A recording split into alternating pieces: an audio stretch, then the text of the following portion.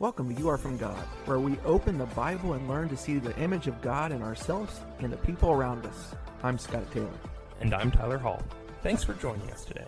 Thank you for joining us again. We are so glad you've chosen to spend a few minutes with us as we consider the wonderful idea that you are from God.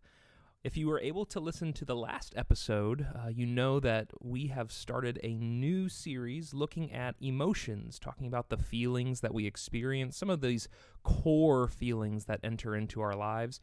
Sometimes they might feel like they just overwhelm us and we have no choice in them, and other times we are constantly seeking after the ones that, whether we want to or not, feel like they give us purpose in life. And so today, Scott, we're going to continue talking about emotions. Last time we talked about fear.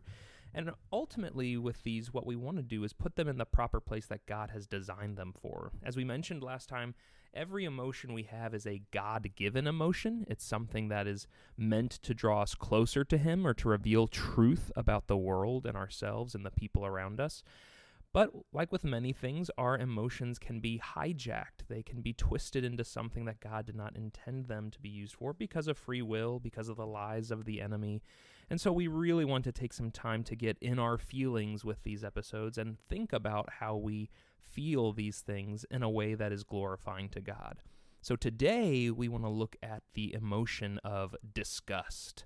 Now, we might not normally think about disgust as an emotion, but let's be honest, we're getting the emotions we're talking about from Pixar's Inside Out, so we're going with disgust. But honestly, it is this idea of this reaction. It's something that keeps us safe, things that would otherwise make us sick or put us in danger. There's this disgust factor that's built into the way that we are made by God. And so, Scott, I think when we talk about this from a spiritual application, it's so clear to see that God has made us to feel disgust for certain things. And you don't have to look very further than the book of Job in chapter 1 and verse 1.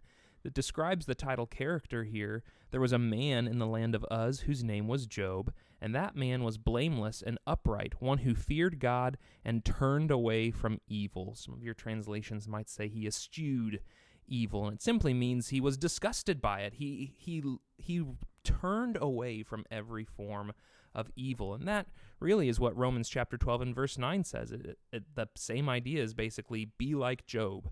Let love be genuine, abhor what is evil, hold fast to what is good. So it's not just enough to abhor or be disgusted by evil, but we're doing that so that we can hold fast to what is truly good. And so God has built in us this sense of right and wrong so that we can be disgusted by what is wrong, what is against God, what is unholy, and that we can truly value and prize and cherish what is holy. Simple enough, Scott, but we realize that quickly gets turned on its head. And that's the problem when you think about Romans, the 12 chapters you just read. The version I'm using says, detest what is evil. And you just think about that perspective. The opposite that's given here is cling to what is good. And Tyler, one of the hardest parts in this conversation many times is that we switch those. And a lot of times people can detest what is good, and that's the issue that we struggle with. We've talked about on this program before, and certainly in sermons recently you have done, where you talked about what is good and how we define what good is. And that's really understanding God's word and understanding who He is and how He defines things. And this detesting of what is evil is so important, because what happens is we switch it around and we become like people we read in the Old Testament and what we see around us in the world, rather than being God's people. And I know for you, Tyler, you think about Jeremiah, the 6th chapter and verse 15. Do you happen to be there? Yeah, so in Jeremiah 6:15, it's this fascinating piece where God's speaking through the prophet, and he says, "Were they ashamed when they committed abomination? No, they were not at all ashamed. They did not know how to blush. Therefore they shall fall among those who fall. At the time that I punish them, they shall be overthrown, says the Lord." So ultimately, Scott, this is a prophecy of judgment from God. But I just think it's fascinating that God says they didn't know how to blush. You forget how to blush when you get so used to sin that you're comfortable with it, that it just becomes something that you accept in your life rather than something you're disgusted by. And this isn't just a concept found in the Old Testament. It's something that is emphasized again in the New Covenant under Jesus. Right. So you think about Ephesians, the 4th chapter, as an example, verses 17 through 19. He says, "So I say this and affirm in the Lord that you are to no longer walk as just as the Gentiles also walk in the futility of their minds, being darkened in their understanding, excluded from the life of God because of the ignorance that is in them, because of the hardness of their hearts. And they have become callous, having given themselves up to indecent behavior, for the practice of every kind of impurity with greediness." And it continues on here talking about how we're supposed to walk as God's people, but you see this all the time. This is the issue when the world views God's people as sort of being odd. It's because we're striving to be like God, and we are disgusted with what truly is supposed to be disgusting, rather than, as the world does, just kind of starts to accept various things. The danger, Tyler, is when we do the exact same thing. And that's what's so fascinating here about this practicing of every kind of impurity and greediness, how often this comes down to just selfishness. It's not about me striving to serve a God or anything like that. It's just, this is what I want to do, and this is how I want to live my life, and it should be okay because I'm the one that's choosing to do it, and it has nothing to do with you. Well, the reality is it has everything to do with God, and that's the important part of this conversation, that whether you're talking about Jeremiah, that the people in the Old Testament were struggling with, and it's the same thing for us. How many things probably should make us blush that don't make us blush anymore because it's just become natural and normal. Yeah, the phrase here that really sticks out to me to go along with that blushing idea is the idea that they have become callous. We can become callous and unfeeling towards the spiritual gravity of what we're engaged in or not engaging in. You know, I used to play guitar. I can still play a little bit, but when I was first playing guitar, when you're pushing down on the strings with your fingers, it hurts a little bit. You know, it's not something you normally do, and you push down on those strings and they push back a little bit and they bite into you, and it leaves indentations in the tips of your fingers. But the more that you do it, the more that I practiced, I eventually found that it didn't bother me as much, and I could push those strings down pretty easily. But something happens with that. The tips of your fingers actually build up calluses because they're being used a lot, and they're building up strength and getting really tough skin there on the tips of your fingers.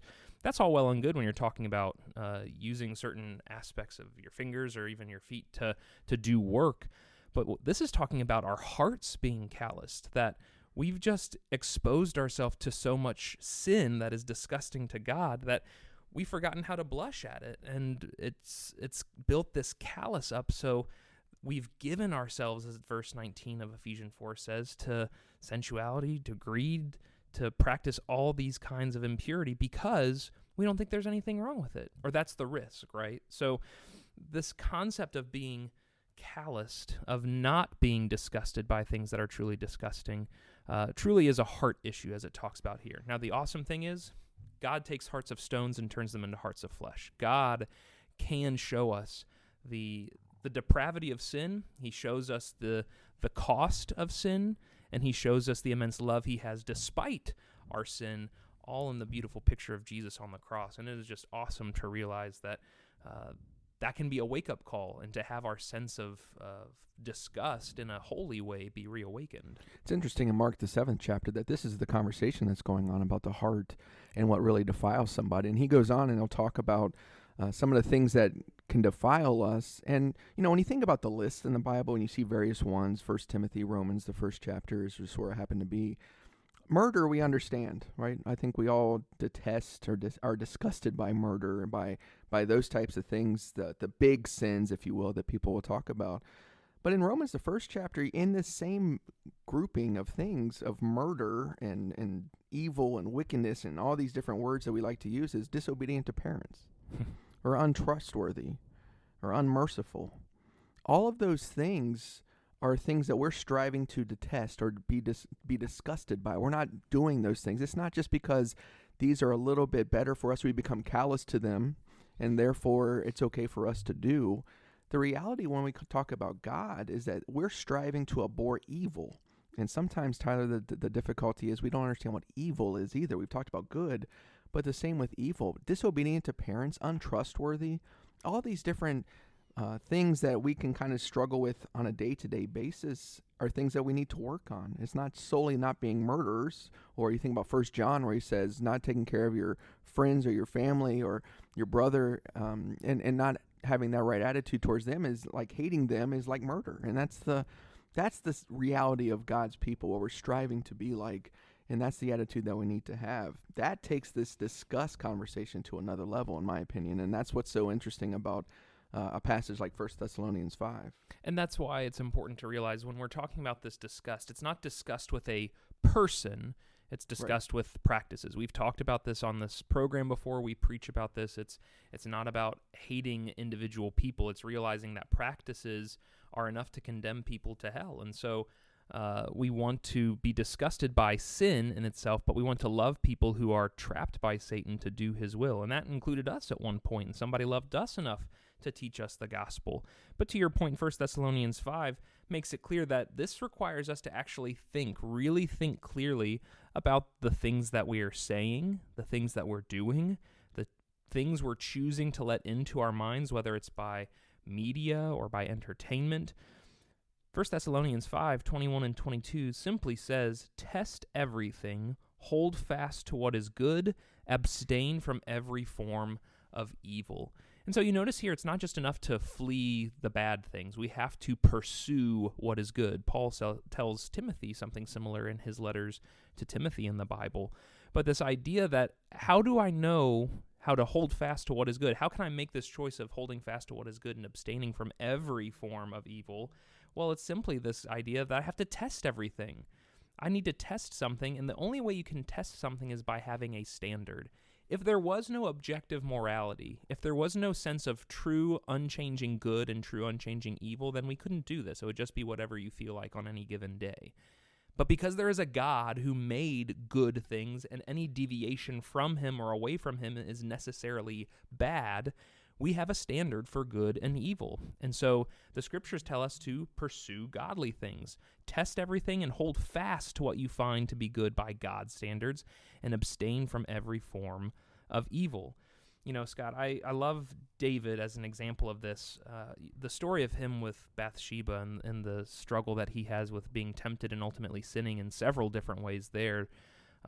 It starts with him not fleeing evil.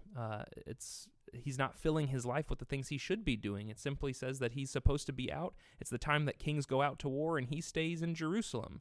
And so while all of his men are fighting off on this battle, he is found at home doing these things that lead him into sin. What I find fascinating when we come to a place like Psalm 101 and verse 3 is David kind of learning from this experience and understanding the importance of having disgust for things that are truly outside of God's will. This translation simply says, "I will not even consider doing what is dishonest. I hate doing evil. I will have no part of it." And many translations, Psalm 101 and verse 3 there says that I'm not going to set anything worthless before my eyes. And we think a lot of things are worthwhile, I believe, when God has called them worthless. They're of no benefit. They're actually poisoning you or taking away life from you when true life is found in God. And so as we think about this idea of disgust, Scott, and as you, listener, are considering how disgust plays a role in your life, from the very practical of not drinking the spoiled milk in the fridge to staying away from the entertainment that's giving you ungodly thoughts, we need to make sure that our disgust muscles are working properly. Ask yourself honestly today, have you forgotten how to blush? Do you know how to blush at things that God says are evil?